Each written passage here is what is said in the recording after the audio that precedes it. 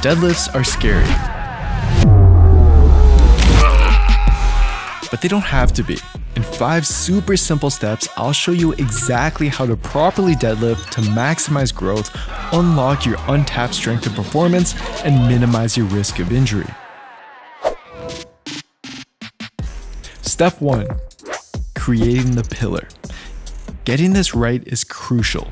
We need to get your bones in the right place before we even consider bending down to grab the bar. Let's start with your feet.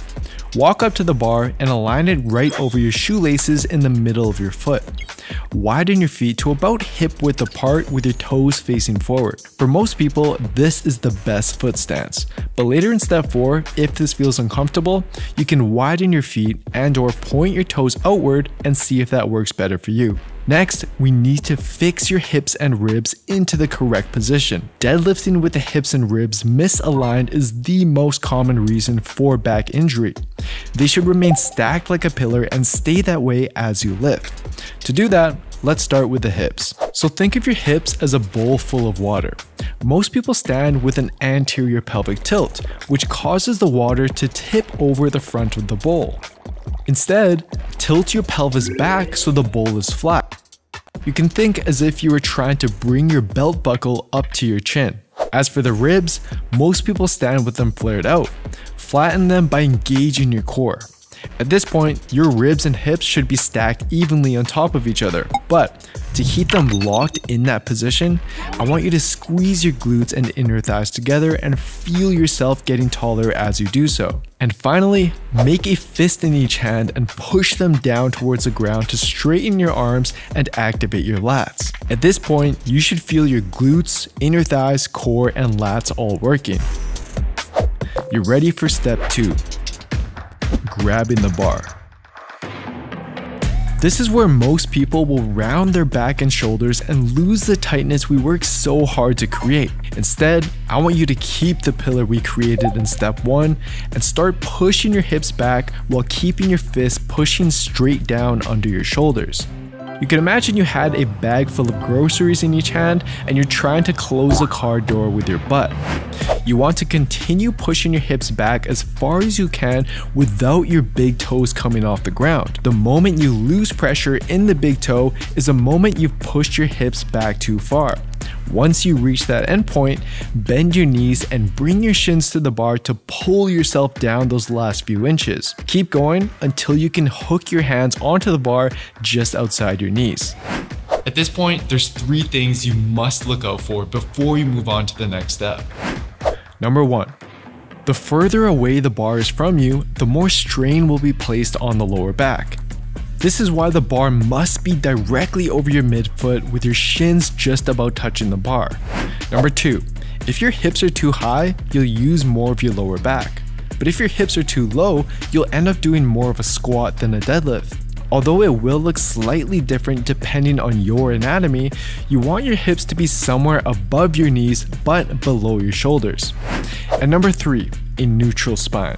But don't forget that your neck is part of the spine, so draw your head back and pick a spot on the floor a few feet in front of you so that your head extends in the same line as the rest of your back. You're now ready for step 3, creating the wedge. This is the last thing you need to do before liftoff. The wedge is a powerful position that'll prevent your lower back from being compromised as soon as you lift the weight. To create it, drive your knees out against your arms.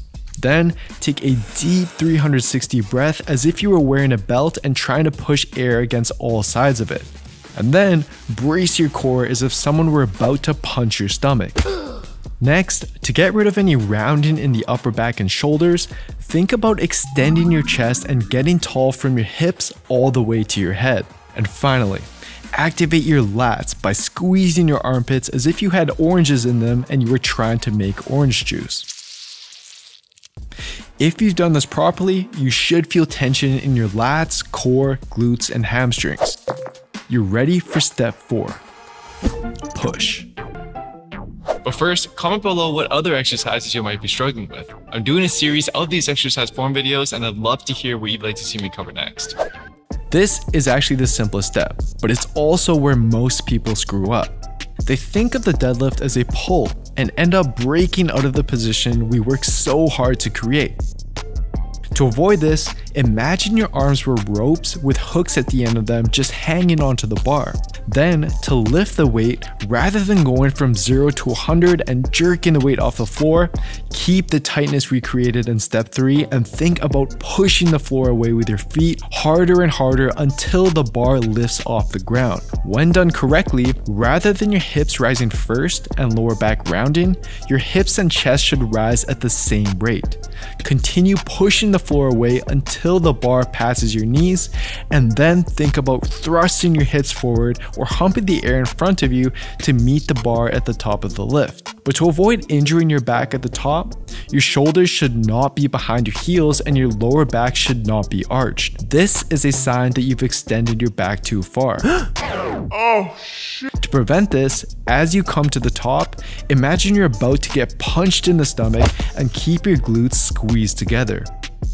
At the top, your hips, ribs, shoulders, and chin should all be stacked like parallel floors of a building.